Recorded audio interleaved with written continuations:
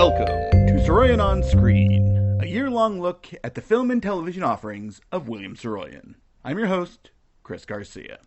By the 1970s, Saroyan's A Time of Your Life had become an American classic. Early in the 70s, Henry Fonda had fronted a touring production of the play produced by the Plumstead Playhouse. This was very popular and financially successful. In 1974, the Oregon Shakespeare Festival in Ashland, Oregon presented The Time of Your Life. Saroyan himself was not a fan of the Plumstead version, saying that Fonda was too old to be playing Joe, and may not have even been aware of the Oregon production. One production of the 1970s was staged by the Acting Company, a new touring theater group founded by American stage legend John Houseman, using graduates from what had been the first class of what would become the premier American school of acting, Juilliard. Juilliard was founded as an institute of musical art in 1905, initially as a school to train American composers and players who otherwise would go to Europe to study. In 1951, Juilliard added a dance department, and by the end of the 1950s, the school's governors voted to move the school to become a part of a new project to build an art center in Manhattan. That center would become Lincoln Center, future home of the Metropolitan Opera, the New York Philharmonic and New York Ballet, and the new Juilliard. As a part of the massive project, the school did not pay for the construction, but agreed to only instruct advanced students and add a drama division. The initial director chosen was John Houseman. His career stretched back to the late 1920s, and had gained fame in the 30s through his collaborations with Orson Welles, and the productions he undertook with the Work Project Administration's Federal Theater Project, such as Macbeth, sometimes called Voodoo Macbeth for its use of black actors and a Caribbean setting, as well as The Cradle Will Rock. He left the WPA and co-founded the Mercury Theater with Welles. During that period, when the Mercury Theater was rising, Houseman also took a job teaching acting at Vassar. He and Welles would continue collaborating on Welles's radio and early film work, as well as other projects on his own. After a fallout with Welles, Houseman went to Hollywood for good, working first for David O. Selznick Productions, where he co-wrote Jane Eyre, which starred Welles, and produced and directed Saroyan's play Hello Out There for its world premiere, starring Harry Bratsburg at the Pasadena Playhouse. He would work for many Hollywood studios, notably RKO and MGM, mostly as a producer, but also as a writer and actor. When he joined Juilliard, he was famously tough on actors. Patti LuPone said in 1975, "They really worked us 12, 13 hours a day, class, rehearsals, shows. Only 14 graduated. Some dropped out, some were eliminated. There were a few nervous breakdowns and a couple of attempted suicides." Even though he was incredibly exacting, he was less than willing to see his exceptional group of actors go to the winds following graduation. Along with Margot Harley, Houseman founded the Group 1 Acting Company, specifically to tour shows by the initial group from Juilliard. Harley, a fellow instructor, was producer, while Houseman was the artistic director. This initial idea was to tour various shows. Houseman believed that touring made for better actors, but there was a more practical reason. Harley said, "We knew perfectly well that in order to keep them together we had to tour, because nobody would come and see, over a long period of time, a young company in New York. And touring is historically a great training ground for an actor." The Group 1 Acting Company became simply the Acting Company after new actors joined to replace the initial actors who had been a part of Juilliard's Group 1 drama students. By 1974, the Acting Company started touring a set of plays: Edward II by Christopher Marlowe, Play by Samuel Beckett, The Orchestra by Jean O'Neill, Love's Labor Lost by William Shakespeare, and The Time of Your Life by William Saroyan. The play had toured across North America with a cast of actors who would go on to have incredible careers in Hollywood and on Broadway. Nicholas Serovey played Joe. Serovey has appeared in dozens of films and several television series over the last 5 decades. Patti LuPone played Kitty Duval, and was clearly the breakout star of the initial group. Shortly after leaving the acting company, she began regularly appearing on Broadway, winning the Tony Award for Best Actress in Evita in 1979. She has appeared in dozens of films, won 2 more Tonys, 2 Grammy Awards, and has twice been nominated for the Emmy. Kevin Kline would also win 3 Tony Awards and an Oscar for his comedic work in A Fish Called Wanda.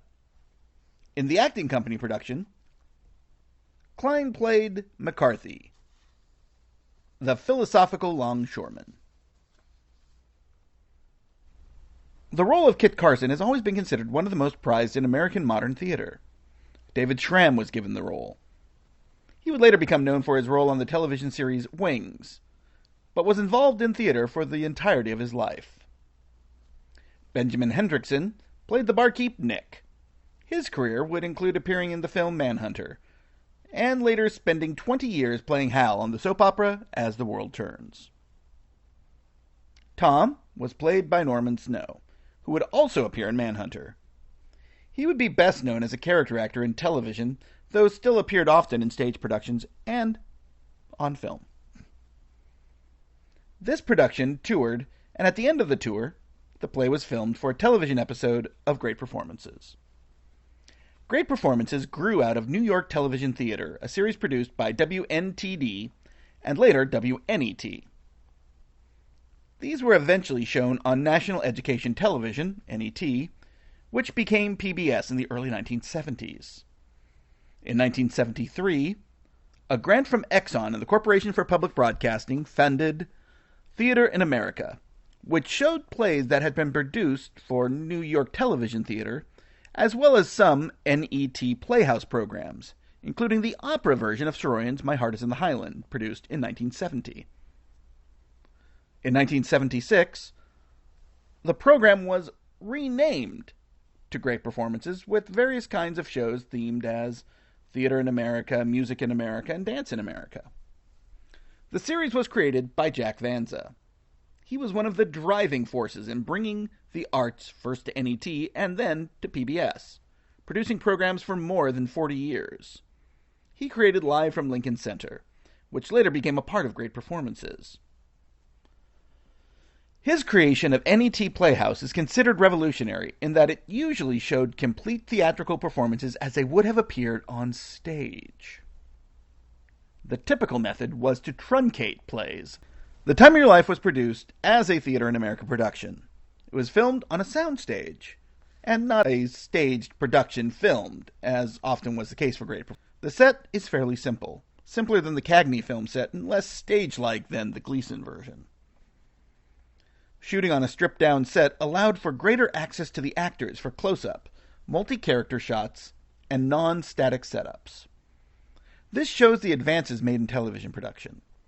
Cameras in the 1950s were large, and those that could move were typically very large and on large wheels. By the 1970s, smaller cameras with less cabling meant that the use of cameras on jibs and cranes became more and more common, and wheeled cameras and even handhelds began to be used more widely.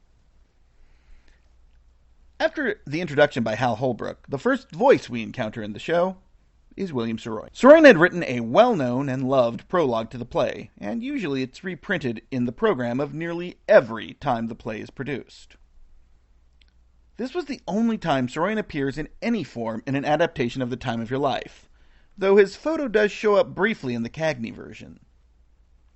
He is clearly not a young man anymore. He had recorded a number of speeches and stories as early as the 1940s, but here he seems older, maybe a bit slower. It's still powerful writing, and sets a fascinating tone for what becomes an incredible document of the next generation of American actors. On my recent rewatch, the camera movement was the first thing that came to mind. While there is some simple movement in both the feature film and the Playhouse 90 versions, the videography in this version is so much more fluid, and it takes the immediacy of video and uses the videography techniques that are more akin to cinematography used on film. One thing that was seldom employed in television videography was multiplanar staging. The way this version is shot often uses foreground characters as anchors, even as the dialogue and emotional focus of the scene are in the midground, And then the sense of place and time are established in the deep background. This idea even allows for status to be played up within the individual scenes. When our two slumming rich folks are in the absolute foreground, they are removed from the world that flows in and around Joe and Tom as they converse in the back. But in the far deep background is Nick, the key to the entire scene, as he is clearly observing. He plays the closest thing to a god character in the play, watching and judging and only stepping in when his people are about to be harmed. It's impressive shooting, delivering not just visual interest, but also meaning. The performances here show why this has always been seen as an actor's play. It is full of monologues, complicated characterizations, and themes that can be mined or buried depending on an actor's choices. Here, performed by a group of actors who have been trained under some of the most advanced acting techniques known to the world at the time, the range of reactions is impressive. Considering these, you have to start with Joe, as he is the driver.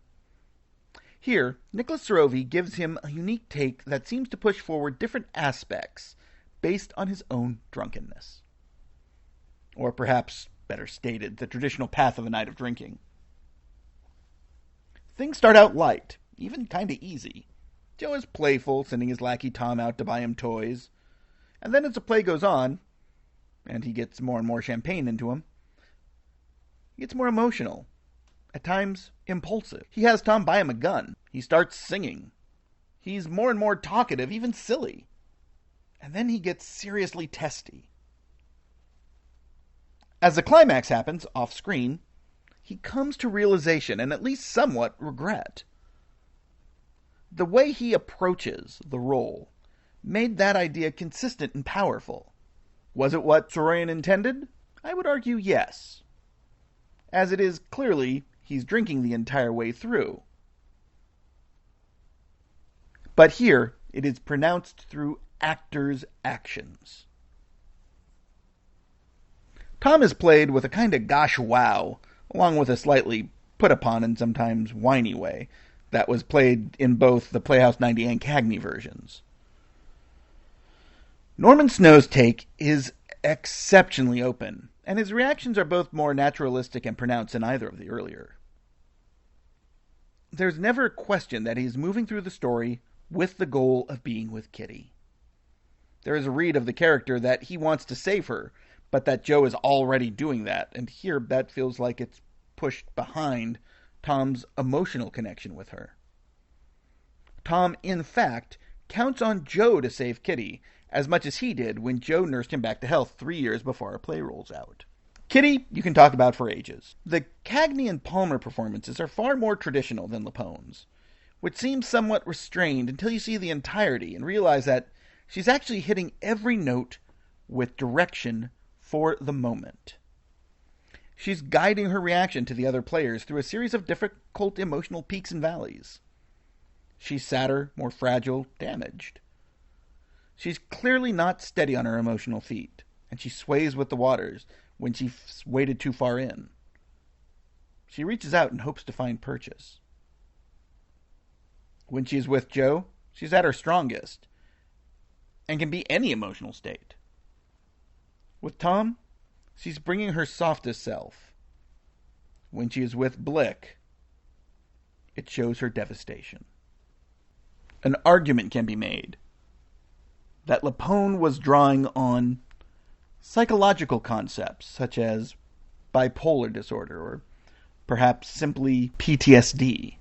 And those are valid readings, though I think Lapone's performance is more about her unsteadiness. That scene of the heel cop forcing Kitty to do her burlesque strip number is crushing. No other reported version gives it the weight it holds here, and Lapone's intensity takes it from something that is a powerful moment into something that defines the entire denouement of the play. She's incredible, and it shows the advance in acting techniques. Her singing, in particular, is trickier than most would say. Lapone's voice is legendary, and here, she misses notes, but it feels like she's naturally missing them. That is actually very difficult to do. There is an idea that Kitty is suicidally depressed. Could be valid, certainly. But the harm done by Blick's actions and her reaction to them seems naturalistic, even when Blick himself is pure malevolence. There's no subtlety in Blick's view towards everyone who haunts Nix, and the performance is only very briefly anything more than a calm delivery of bestial hate. There is rarely a performance that is so straight ahead that it doesn't feel as if it is simply predetermined to cause anguish within the story. And Saroyan wrote it that way, and makes clear that Saroyan is on the side of the common man by presenting him without any sort of redeeming qualities. In a way, Blick is more a defense of the common man than any of McCarthy's monologues, by simply providing a counterpoint. Blick is a force of harm, and a representation of both the status quo and societal power. Blick naturally tries to place harm on the people inhabiting Nix, as his way of asserting law and order. While traditionally Kit Carson is a showy role, here it's still a lot of fun, but he's folded in more actual reality than in other versions. As big and bold as James Barton's performance was in both the filmed and the Playhouse 90 versions, David Schramm's performance here is feeling out the edges of the room, as if each wild story he tells is sending out a lure to find a bite. It's tricky stuff, and it works. His interactions with Joe especially feel like a crazy uncle and his nephew. His interactions with Blick are fascinating as they show a number of aspects of his character. That he is a defender of the weak, at least in his mind, and when he takes action to show that dedication, we have to question whether or not the rest of his tall tales are fantasies or not. Schramm's choices here make the idea that Kit Carson is, in fact, the actual physical hero of the stories he tells, not only a stronger possibility, but almost a certainty. Perhaps no one gets as much out of every second of on-screen time than Richard Ooms as the Arab. The role that is best known for the repeated line, "No foundation all the way down the line," is incredibly memorable. And in fact, when Saroyan appeared with Veronica Lake on the Dick Cavett show, she mentions it, and Saroyan naturally corrects her when she gets it slightly off. It is used as a sort of a punctuation for scenes and moments. But Ooms brings more to the role. He delivers a devastatingly powerful monologue about work that delivers exactly the way that an immigrant would not only deliver it, but also feel at their very heart. His vocal work in the role is incredible. The reaction to the show was strongly positive. The LA Times praised performances. Patti LuPone is splendid as Kitty, and Norman Snow matches her as Tom, and goes on to praise Schramm's turn as Kit Carson as a gem of character acting. As always, there are those who took it otherwise, though more against the source material than the performances of this particular version. The New York Daily News said that the groping, naive souls who frequent Nick's waterfront bar somehow don't interest us. The acting company's initial stars, especially LuPone and Klein, would leave over the following year. Great performances would become one of PBS's most important shows. One missing part of the story is what Saroyan thought of this version. While he agreed to be a part of it, possibly because of Houseman's involvement, we've been unable to find any reference to his having seen it, or what his thoughts were. At the time of the premiere, he was in Europe, so perhaps that's why he never made mention of it in his journals. Next time, we're stepping back to 1948 and a short film, Hello Out There, which also happens to be the last film directed by a cinema legend, James Whale. So I hope you'll join us.